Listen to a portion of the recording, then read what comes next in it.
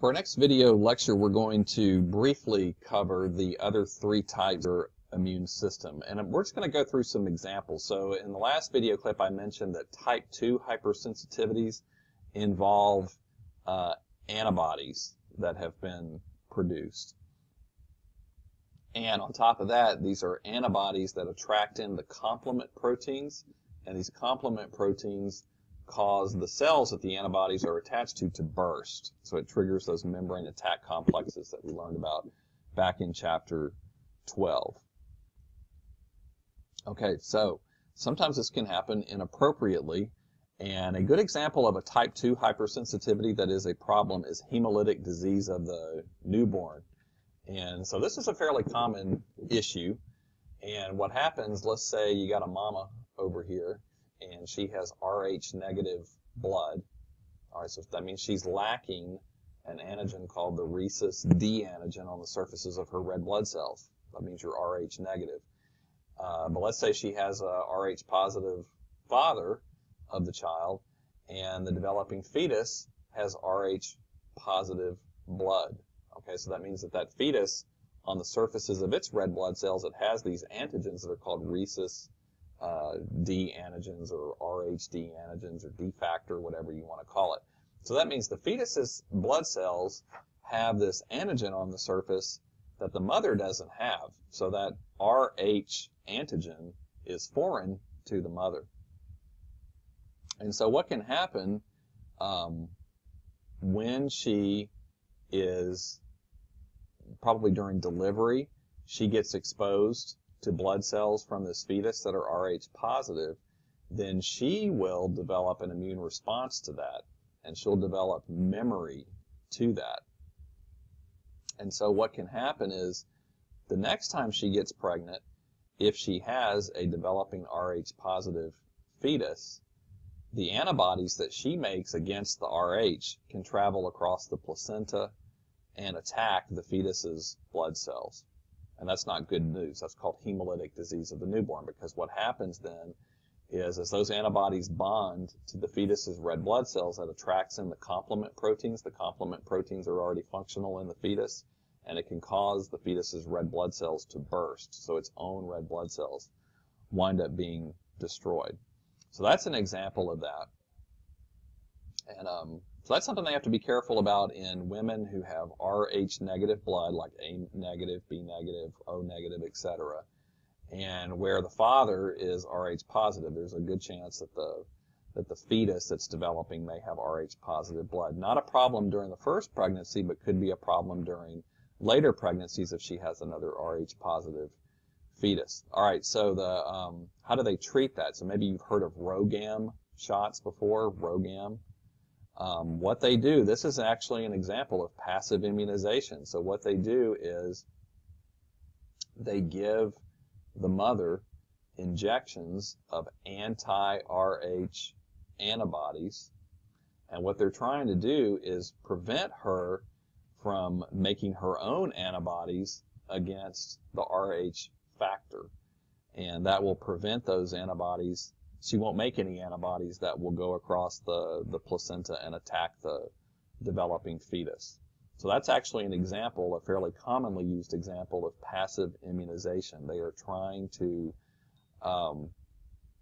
give the mother these pre-made antibodies that would attach to any Rh positive cells that she gets exposed to from the developing fetus and prevent her from making her own antibodies that could attack a second fetus that she might carry. All right, so if you are female and you're of childbearing years, make sure if you're Rh negative, and because you are at risk for a developing fetus having hemolytic disease of the newborn if you have an Rh positive partner. And again, it's kind of interesting how this sensitization takes place.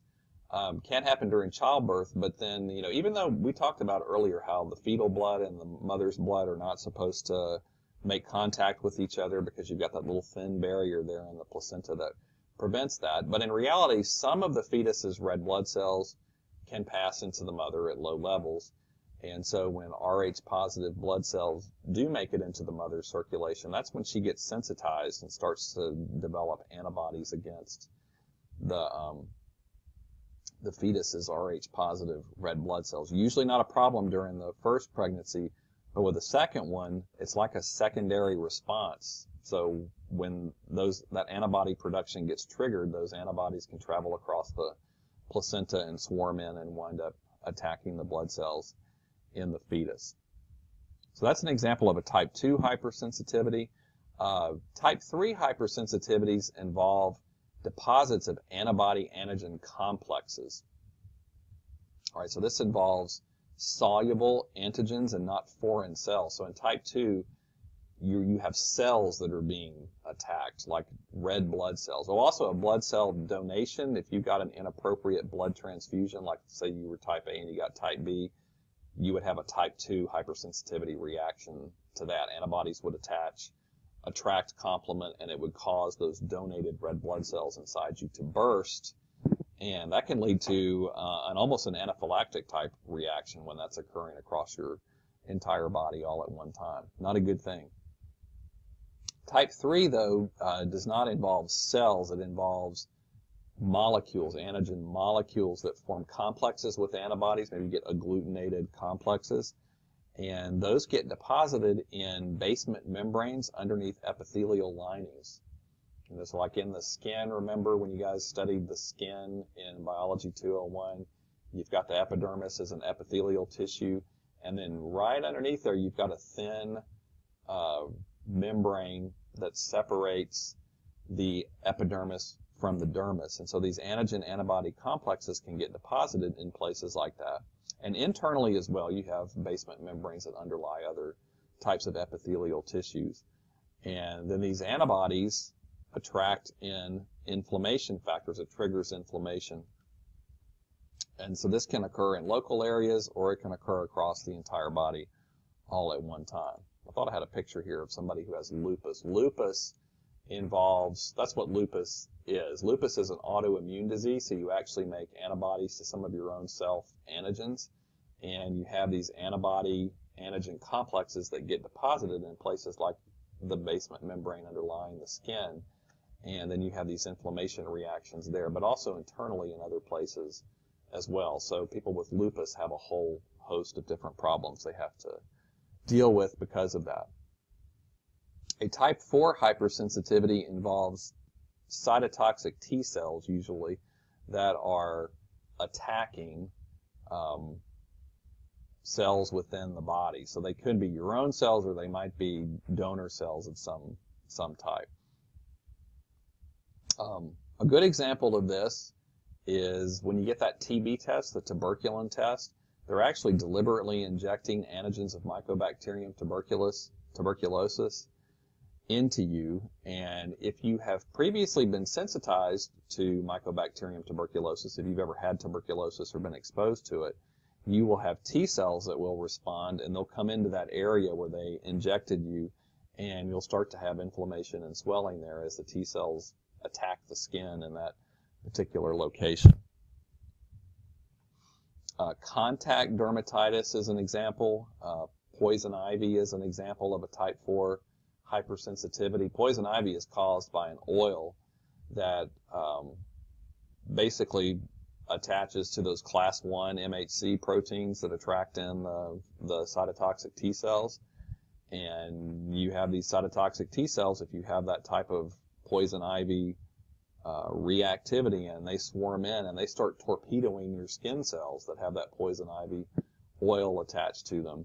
And that's where you get that extreme redness and itching and blistering because of all the inflammation that's going on due to the injury at that location. If you have a tissue transplant rejection, you have cytotoxic T cells that attack those grafted tissues. It's like people who reject a transplant, that's what's going on. There's another interesting thing that can happen when you get a tissue transplant from a donor. You can get, or let's say you get a bone marrow transplant. So remember that the bone marrow generates your blood cells. So that donor graft, that grafted bone marrow, is going to be producing your T cells. So what if those donor T cells recognize molecules on the surfaces of your own cells as foreign? That means that those donated cytotoxic T cells, the donor cytotoxic T cells, can attack your own tissues. That's called graft versus host disease, where transplanted cytotoxic T cells attack the recipient. All right, so that was just kind of a quick overview of those other 3 types of hypersensitivity. Your textbook has more details, but just kind of in the interest of time constraints here at the end of the semester, just check the study guide and the review guidelines and so forth for the details on what you'll need to review before you take the Unit 4 exam. So for the next lecture, we're going to move in, talk a little bit about autoimmune diseases and immunodeficiencies, a couple of other types of immunopathologies that can occur.